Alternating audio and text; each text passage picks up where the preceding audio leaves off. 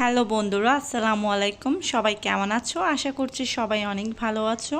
বাসায় কিভাবে চিকেন মালাই টিক্কা কাবাব খুব সহজেই তৈরি করা যায় সেটাই আজকে করে দেখাবো। তাই আপনাদের কাছে আমার অনুরোধ, রেসিপিটা সম্পূর্ণ দেখবেন। আশা করছি রেসিপিটা আপনাদের খুব ভালো লাগবে। তাহলে চলুন রেসিপিটা দেখে নেই। আমি এখানে 7 থেকে 8 টুকরা বোনলেস চিকেন নিয়েছি।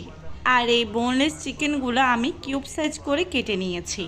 এখন মশলাগুলো দিয়ে দিচ্ছি হাফ চা চামচ রসুন বাটা, হাফ চা চামচ আদা বাটা। এখন দিয়ে দিচ্ছি 1 চা চামচ বাদাম পেস্ট। বাদামের ভিতর চীনা বাদাম, কাজু বাদাম, পেস্তা বাদাম মিক্স আছে। এখন দিয়ে দিচ্ছি টক দই। টক দইটা অবশ্যই একটু বেশি দিতে হবে। এখানে আমি 3 চা চামচের মতো টক দই দিয়েছি। আপনারা চাইলে আপনাদের পরিমাণ অনুযায়ী কম বেশি দিতে পারেন। এরপর দিয়ে দিচ্ছি গুঁড়ো দুধ। এখানে প্রায় 1 টেবিল চামচের মতো গুঁড়ো দুধ দিয়েছি।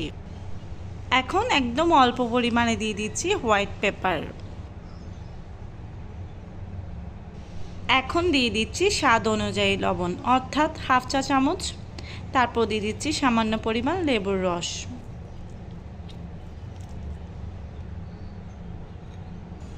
এখন আমি কিছু কিমা চপ দিয়ে দেবো। এখানের মধ্যে আছে রসুন কুচি, কাঁচামরিচ কুচি, ধনেপাতা কুচি এবং আদা কুচি। আপনারা চাইলে এখানে পুদিনা কুচিও দিতে। এই ক্ষেত্রে ফ্লেভারটা আরও বেশি স্ট্রং আসবে। আমার কাছে পুদিনা পাতাটা অ্যাভেলেবেল ছিল না, তাই আমি দিই নাই। এখন সবগুলো ইনগ্রেডিয়েন্টস মাংসের সাথে আমি খুব ভালো করে মিশিয়ে নিচ্ছি। সবগুলো ইনগ্রেডিয়েন্টস মেশানো হয়ে গেলে আমি 1 ঘন্টার জন্য এগুলো ম্যারিনেট করে রেখে দেব। ফিরে এলাম 1 ঘন্টা পর। তবে আপনাদের কাছে যদি সময় কম থাকে সেক্ষেত্রে আপনারা সাথে সাথেই বানিয়ে নিতে পারবেন। এখন সবগুলো চিকেন আমি এরকম স্টিকে গেঁথে নিচ্ছি। আপনারা চাইলে এমনিতে এটা কড়াই পুড়িয়ে খেতে পারেন, অথবা ফ্রাই প্যানেও করতে পারেন, অথবা চাইলে ওভেনেও পুড়িয়ে খেতে পারেন। এখন চুলায় একটা প্যান বসিয়ে দিয়েছি। প্যানটা গরম হলে এর মধ্যে আমি সাদা তেল দিয়ে দিচ্ছি 2 থেকে 3 টেবিল চামচ। আসলে তেল তেমন একটা বেশি লাগবে না, এই অল্প তেলেই কিন্তু এগুলো হয়ে যাবে। এখন এর মধ্যে ওই চিকেন মালাইকারি কাবাবটা দিয়ে দিচ্ছি। তো এইভাবে আমি অল্প আছে এটা ভাজতে থাকবো।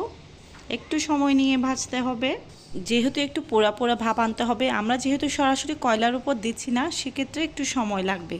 তাই একটু সময় নিয়ে আপনারা ভাজার চেষ্টা করবেন। চুলার আঁচটা কিন্তু একদম লো হিটে রাখবেন।